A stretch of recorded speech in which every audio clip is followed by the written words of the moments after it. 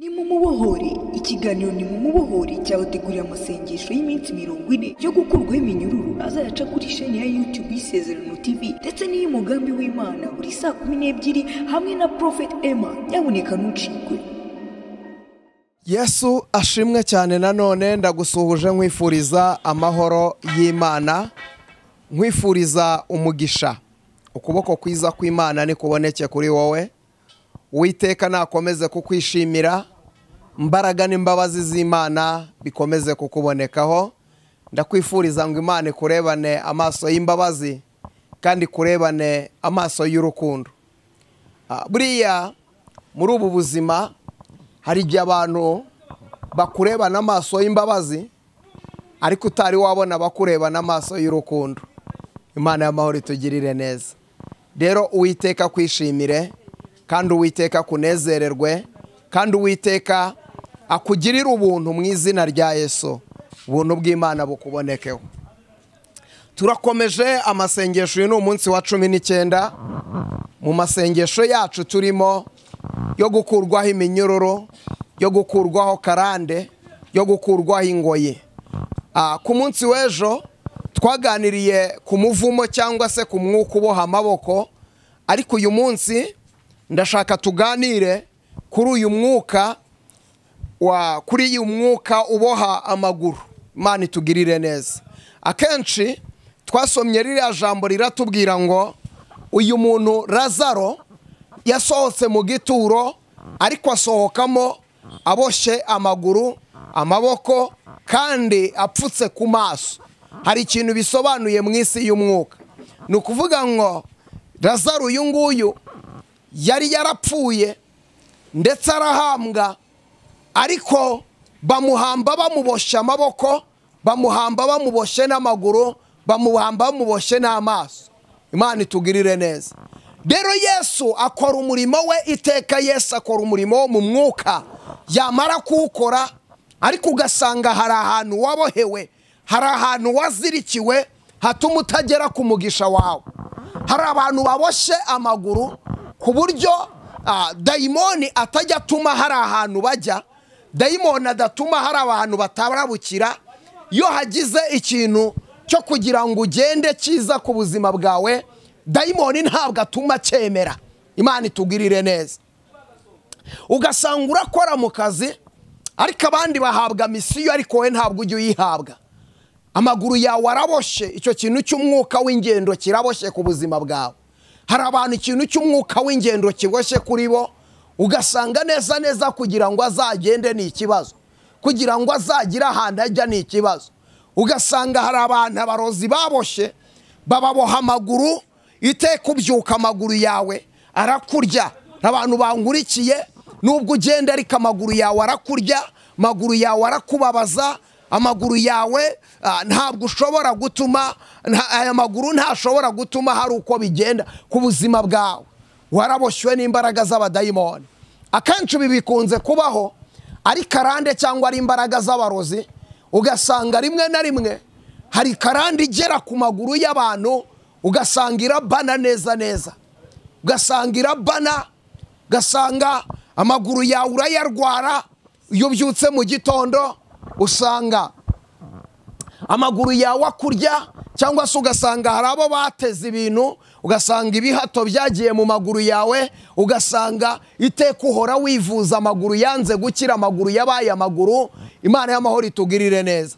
Ndetse hari n'abantu bagira umwuka ugasanga ni karande y'uruhererekane, ugasanga umuvandimwe wawe yararwaye amaguru abapararize, nawe uwo mwuka uragukurikirana, ugasanga ni umwuka wo kuba pararize uba mu muryango. Ugasanga hari umuntu mwagize ugendera mu kagare, nawe uyu munsi ugasanga uwo mwuka uragukurikiranye, umwuka wo kugendera mu kagare nawe ukagukurikirana. Imana y'amahoro itugirire neza. Ugasanga uwo mwuka uragukurikirana, urakugendaho. Uko umuvandimwe wawe yarwaye nawe ni kurwaye, uko mama wawe yarwaye nawe ni kurwaye, papa wawe yarwaraga amaguru nawe ni uko yarwaye uyu munsi. Mbega ugasanga uraboshye. Imana y'amahoro itugirire neza. Ndagira ngo nkubwire, akenshi hari ibintu biba ku buzima bw'abantu ugatangira bakavuga ukavuga ngo ni ibisanzwe, rimwe na rimwe ukavuga ngo akaje karemerwa, rimwe na rimwe ukavuga ngo, ariko ndagira ngo nkubwire ibanga riri muri ibi bintu, ibanga riri muri ibi bintu. Mureke mbabwire, hari igihe mwicara mukavuga ngo twebwe ngo twaremewe kuzajya mu ijuru, ngo tuzagenda, ngo Yesu atugiriye neza, ngo naho uyu munsi naho ndiho naho napfa nzi ko nkundwa n'Uwiteka. Ni byiza, ni byiza uzi ko ukundwa n'Uwiteka, ni byiza rwose. Ariko turi hano mu isi byanze bikunze ukenera kubaho, kandi nta muntu wanga ubuzima bwiza. Kandi ikindi, ubu buzima bwiza Imana nayo ntibwanga. Yaravuze amagambo 3 nkunda cyane, uvuga ngo ingororano y'abubaha Uwiteka ni ubukire, icyubahiro n'ubugingo. Imana y'amahoro itugirire neza. Ubukire, icyubahiro n'ubugingo. Nureba muri ubu buzima bwa hano mu isi uzasanga abantu icyo bapfa ni ikihe kintu abantu bapfa, sibyo? Wenda tuzabivugaho nitugera ku kintu bita imva zikunda kwica abantu basenga Imana. Imva abantu basenga Imana batajya barenga. Ubundi hari imva 3.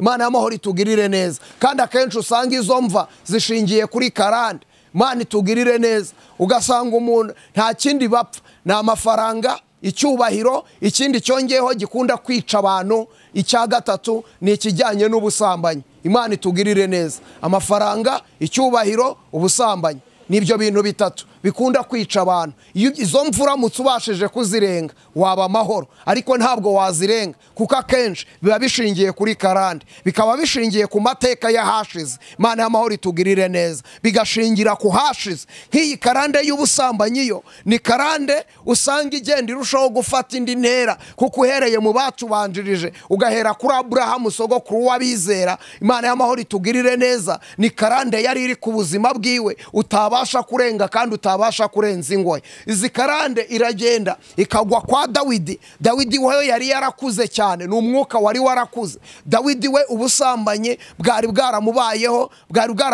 akarande, avuga ngo bwari bwaramuryohanye, bumubana karande, bumubana ibibazo. Ariko iteka kuko Imana ari inyamuwe, ntago Imana iri mu gihugu cyo mu ijuru ibura gukorana nawe kandi ufite karande. Imana itugirire neza. Wera kose wabyumva gute ko Mukawuriya uyu munsi Dawidi yagiye agafata agasambanya, yarangiza amaje kumusambanya, Mukawuriya akaba ari we igisekuruza gikomokaho, akaba ari we wabyaye Salomo. Salomo twese tuvuga ngo ni umunyabwenge, kandi ugasanga Salomo icyo gisekuruza cyakurikiranye ugasanga ni nacyo cyaje kuvuka mu mucunguzi. Imana itugirire neza.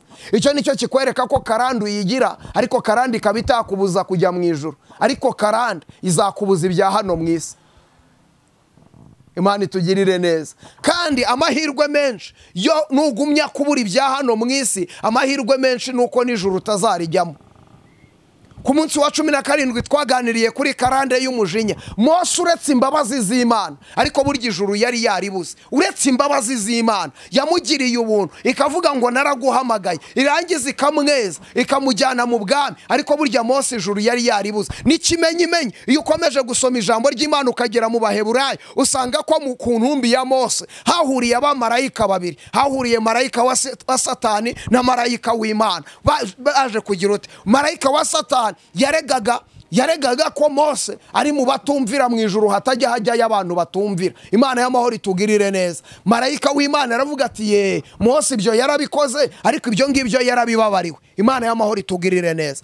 Rero uyu munsi ikibazo abarokore dukunda kugira, twumva hari igihe wicara ukavuga ngo ibyo wamenye ni ibyo ngibyo, ntabwo ushaka kumenya ibindi, nta nubwo ushaka kumva wirirwa wigora. Ariko ndagira ngo nkubwire, nimwemera mukumvira muzarya ibyiza byo mu gihugu, ariko nimwanga mukagoma inkota y'Uwiteka izakurya. Imana y'amahoro itugirire neza.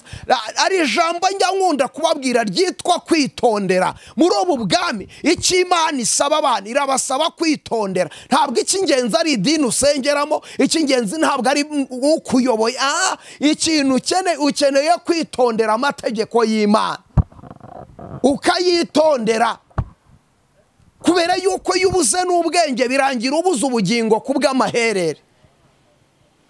Jambo ry'Imana ravuga ngo ubwoko bwanjye burarimbutse buzize kutamenya. Imana itugirire neza. Burimbutse buzize kutamenya. Imana itugirire neza. Burimbutse buzize kutamenya.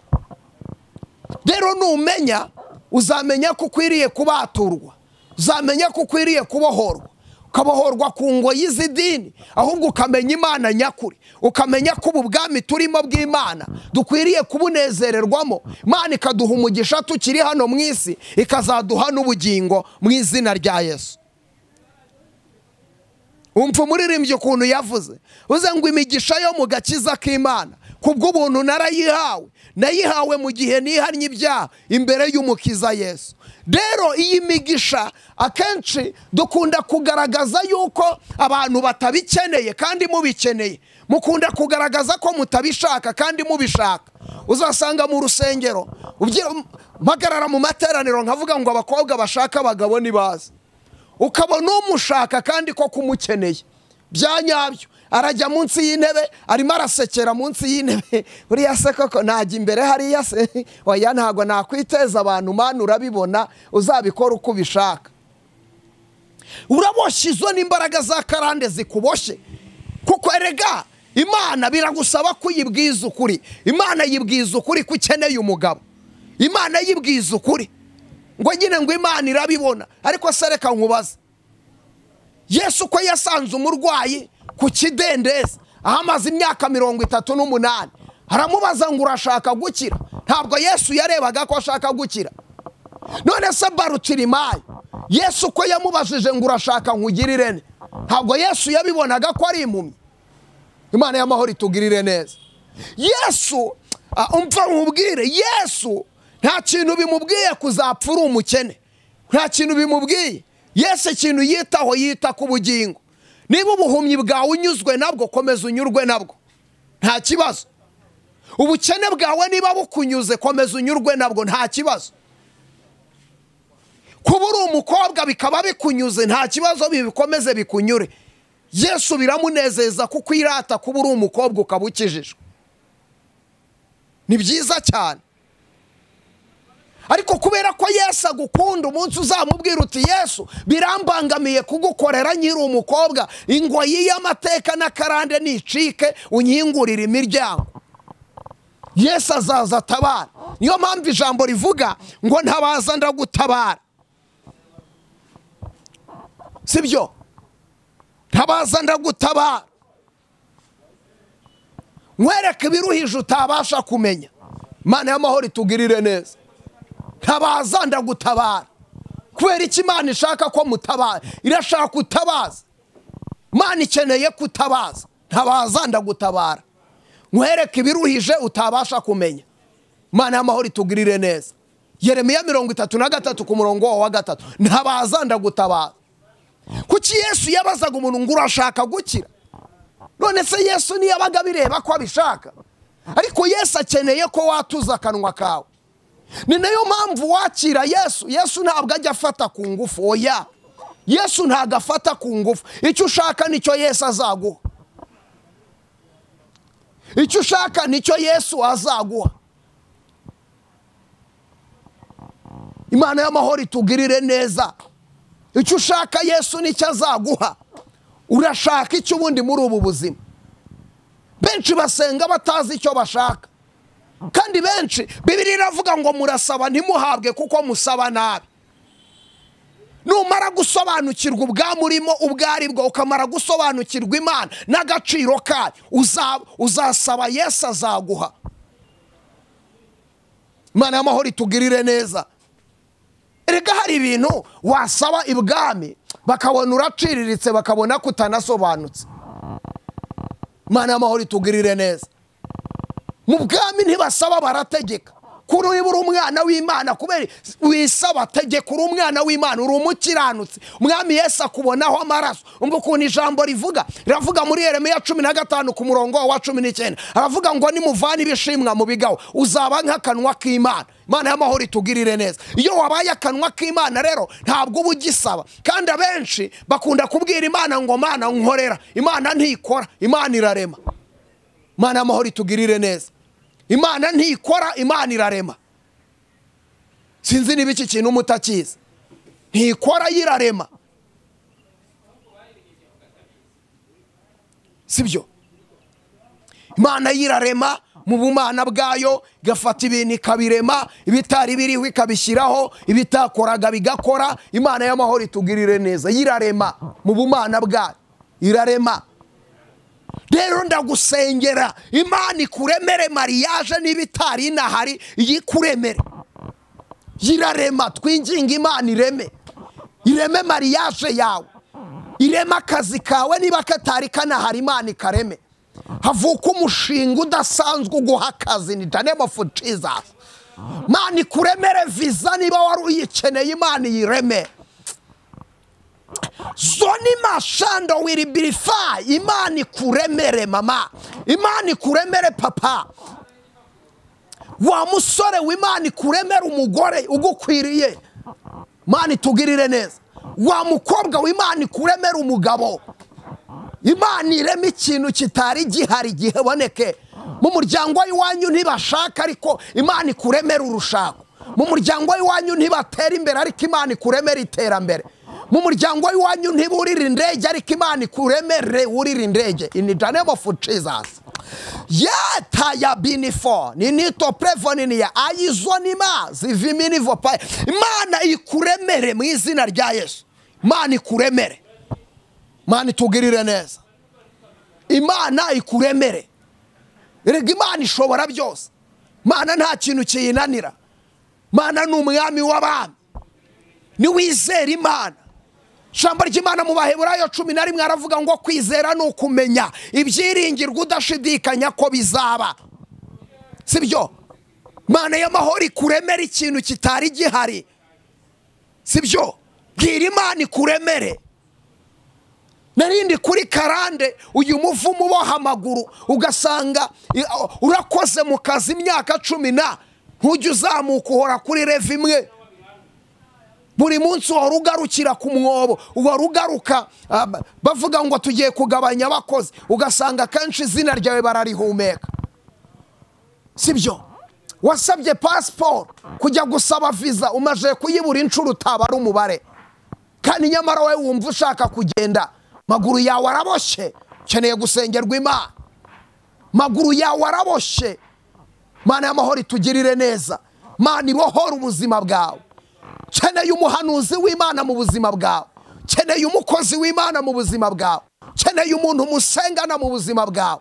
Mana y'amahoro itugirire neza. Urashaka guhaguruka, urashaka gutera imbere, urashaka kugira aho ugera, urashaka kwakira ibyawe, Imana ni kuremere. Haleluya, ndafashijwe. Reka nsenge yo mfashijwe ndataha. Mana y'amahoro itugirire neza. Reka nsenge. Data mu izina rya Yesu Kristo, Mana ishobora byose, Imana y'imbaraga, Imana y'ubutware, uri hejuru ya byose Kristo, urahambaye. Ndasengera uyu muntu warunkurikiye, ni umuremere mu izina rya Yesu. Nta kazi yarafite ariko ndamusengeye muremera akazi mu izina rya Yesu Kristo. Nta terambere yarafite ariko iri terambere nurireme. Nta muntu yashakaga kugira aho agera, yashakaga kugira ibyo yakira, yashakaga kugira ibimuvaho, yashakaga gukoresha mariage. Uyu muntu nkurikiye yashakaga agakiza kamuhe kuko aragakeneye. Uyu muntu ararushye, abaswe n'ibyaha, abaswe n'imbaraga z'abadayimoni, abaswe n'imbaraga z'imizimu. Uyu muntu umuremera igitangaza, uyu muntu umuremera ubuzima. Reka ijambo ryawe rimuwohe, ijambo ryawe riture muri we, ijambo ryawe agendane naryo, aryamane naryo, maze amaraso yawe amwambare, ubwiza bwawe buboneke kuri we. Urakoze kuri Imana igira neza, urakoze kuri Imana itabara. Icyubahiro n'ikibi cyawe ni mu izina rya Yesu Kristo, amen. Shalom shalom, Imana ibishimire. Ni mu mubohori, ikiganiro ni mu mubohori cyabateguriye amasengesho y'iminsi 40 yo gukurwaho iminyururu azayaca kuri chaîne ya YouTube ISEZERANO TV, ndetse n'iy'umugambi w'Imana buri saa 12 hamwe na Prophet Emma. Nyabuneka ntucikwe.